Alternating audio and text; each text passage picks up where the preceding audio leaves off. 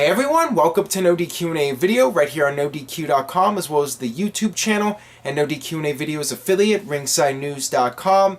Got more of your post-Royal Rumble questions, including topics such as Fastlane, WrestleMania, and even NXT Takeover Dallas. Got quite a few questions about the NXT special.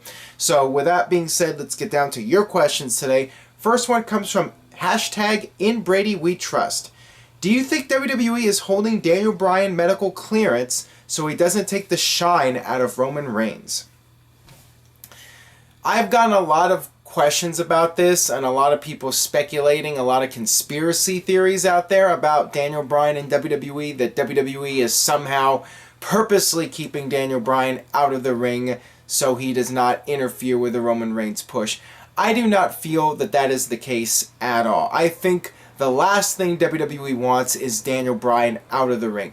Daniel Bryan is a huge moneymaker. Daniel Bryan wrestling is big bucks to WWE. It's not best for business for him to be injured. I think WWE is erring on the side of caution, and they do not want to risk him coming back and getting hurt again and WWE getting negative publicity. And at the end of the day, it's the WWE doctor, Joseph Maroon, that makes the final decision about Bryan's career. He is WWE's doctor, he is their expert, and they want to make sure that Maroon is confident that Daniel Bryan can return to the ring and will clear him. And until that happens, WWE is going to remain cautious and not bring Daniel Bryan back until he's 100% cleared by their own doctor and ready to go again. And I got this question here from Aaron Echoes. How can Daniel be cleared by two major medical teams but be denied by a WWE doctor? Clearly UCLA is more qualified. Well, Joseph Maroon is one of the most respected doctors in the country. He is an all-time expert in his field. He is one of the best. And Bruno Sammartino thinks very highly of the guy. And I think that WWE respects his opinion, and they do not want to bring Daniel Bryan back and then something happens and it creates negative buzz for WWE and it gets people investigating WWE and their policies. You know, there's already some heat on WWE regarding wrestlers getting injured and premature deaths and concussions and all that stuff, and WWE just doesn't want to take that risk. And like I said, it's in their best interest financially to have Daniel Bryan around, but at the same time, you do not want something catastrophic happening. And, you know, ever since the Chris Benoit incident, WWE's been a lot more careful, and they finally started taking their wellness policy seriously and looking out for the well-being of the performers, and that's really the way it should be. So who knows what's going on, why Joseph Maroon hasn't cleared Daniel Bryan yet? I mean, that's still a mystery. He would need to let everybody know why exactly he has it, but that's been kept a secret. It's hush-hush, and because of that, you got people speculating about it and wondering why he hasn't been cleared yet. But really the only person that knows is Joseph Maroon himself. Alright, this one comes from Aditya. Do you see Sami Zayn the next Daniel Bryan when he comes to the main roster? Please answer in video. I could see Sami Zayn in a similar role to Daniel Bryan as the underdog babyface, but as far as him perhaps becoming WWE champion one day, I still have my doubts. As much as I like Sami Zayn, I'm definitely a Sami Zayn guy, I just find it hard to believe that he'll ever get the opportunity to be the top guy in WWE. With Daniel Bryan, he had so many things to overcome, and I think luck had a lot to do with it, with Daniel Bryan getting the spot at WrestleMania 30 to begin with, and then getting the title, and just all the stars aligning at the right time for him. So with Sami Zayn, I think it would take a lot of circumstances for him to get a similar type of push. Will he be a big star in WWE? I am fully confident of that. How far he goes, that remains to be seen, but certainly I see him being a fan favorite and an underdog superstar similar to Daniel Bryan. Alright, this one comes from Sexual Vanilla 28. What do you think of the direction is of Sami Zayn? You think he fights Owens at WrestleMania, or will that be AJ? # long live the beard. I think that Sami Zayn versus Kevin Owens would be a very solid choice for WrestleMania because of their past history. That seems to make the most sense. But at the same time, I think about potential Undertaker opponents, and really, in my opinion, Kevin Owens is your best option. You know, I'm not too crazy about the idea, and it's just rumors and hearsay at this point. You know, there's talk about Undertaker versus Braun Strowman at WrestleMania. And to me, I would much rather see Undertaker versus Kevin Owens. So if that means we miss out on Owens versus Zayn at WrestleMania, honestly, I'd rather see Undertaker versus Kevin Owens. I mean, if Undertaker is going to be at WrestleMania, he needs a solid opponent. And I'm not really feeling Undertaker versus Braun Strowman. I would definitely rather Owens get the spot against Undertaker. And that would really do a lot for Owens' career to be up against Undertaker. Alright, this one comes from Vissel. Hey Aaron, do you think Nakamura versus Sami Zayn at Takeover Dallas would be even a better debut than AJ's debut at the Royal Rumble? It's hard to top the AJ Styles debut at the Royal Rumble because it was at the second biggest pay-per-view of the year. Now, as far as this debut for Nakamura, this is going to be a great debut. I mean, I'm confident that this is going to be a show-stealing match, although I'm certain most of the card is going to steal the show. It's going to be a tremendous event. I mean, WWE has really outdone themselves once again with the NXT TakeOver specials. You know, these guys, Nakamura and Sami Zayn, are gonna tear the house down. It's going to be an excellent debut for him, and really the best place to debut him, I think, because you're going to have the fans in the arena, most of them being familiar with him, probably the vast majority of the fans in the building.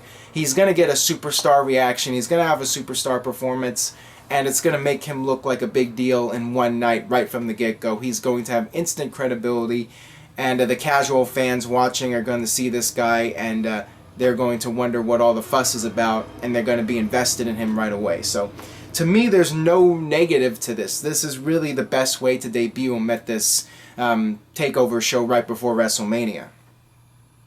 And I got another question about Nakamura from Dallin.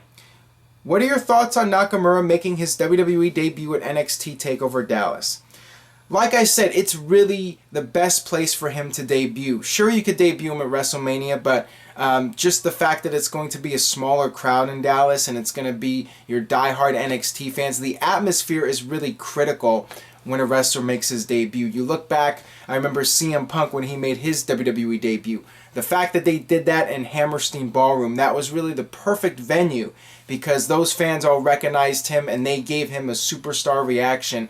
And it created this illusion that CM Punk was this major worldwide superstar, even though he hadn't really been established yet in WWE. The fans treated him like he's just as big a star as John Cena. And to me, that was really important, creating that feeling for CM Punk in his debut.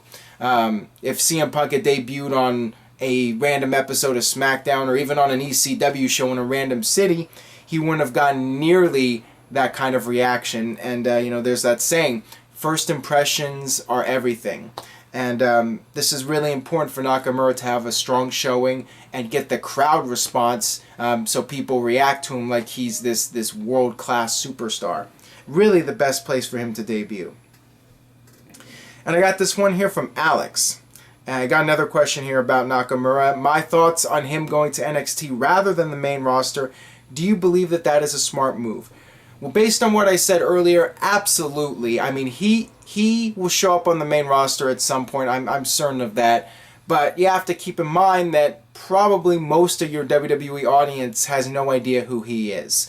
The NXT crowd, obviously, they're indie fans. They watch New Japan Pro Wrestling. They know who he is. So they're going to react to him. But it's really important that he gets the reaction from the fans. And also, WWE has time to develop his character before throwing him out there on Monday Night Raw or SmackDown. The last thing you want to do is have him debut on Raw and you're not really sure what you're doing with this character, what his direction is, and what is his purpose in the company going to be. When you're really not sure and you're just throwing him out there, you know, that's going to be a recipe for disaster. And, you know, Vince McMahon could get sick of him after one night and want to stereotype him. And, you know, that'll be the end of him being able to be a major player. So it's important to let him establish his character and get used to the WWE environment before you put him on the main roster. And I got this one from Juan Cruz. Do you think Triple H is trying to push creative to come up with a good card for WrestleMania 32 after learning of the card for NXT TakeOver Dallas? I really hope this is the case. I hope that Triple H is raising the bar and trying to make the biggest card possible for NXT so everyone else in the WWE landscape, everyone else that's involved with the production of Raw and SmackDown, will step up their games and really go all out to make sure that WrestleMania is the biggest show possible. WrestleMania needs the competition, and sometimes WWE has to make competition for themselves since they're more or less a monopoly. So in some ways, NXT is really the best thing because it is, in a way, competition, WWE's own competition. And, the last thing people working in the main roster, last thing that they want is for NXT to outshine WrestleMania. So you really got to make NXT as big as possible, and then you look at that and you say, hey, look, we got to make WrestleMania even bigger and make sure that when the weekend's over, it's WrestleMania that people are talking about, not NXT. Alright, this one comes from Connor.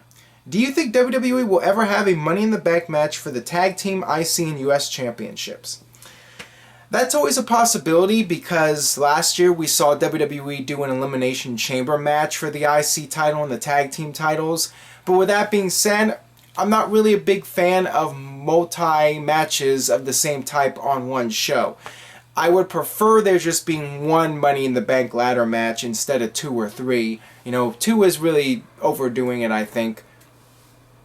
But, with that being said, I would not mind there being 2 Money in the Bank matches and having one match to elevate one of the other titles. I mean, there's always the Money in the Bank match is always going to be for the WWE title. I mean, there's no point in doing a Money in the Bank match and not have it be for the WWE title because that's a major storyline every year, and that's the ultimate prize, the WWE title.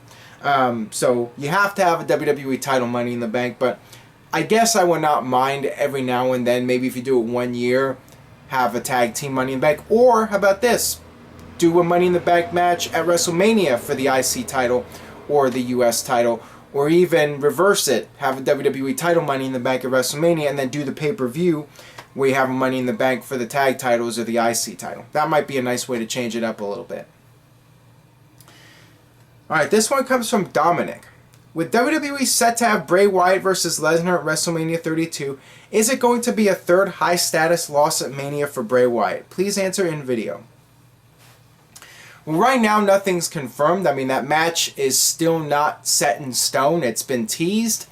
Now, if that match does take place at WrestleMania, I would say that Bray Wyatt should lose. Even though a lot of fans want Bray Wyatt to get that big heel push finally. Brock Lesnar is the guy who's being paid the big bucks, and he's one of WWE's top attractions. I know some fans have mixed feelings about it, that he's a part-timer, but at the end of the day, he's being paid a lot of money, and he's got the credibility as a top superstar.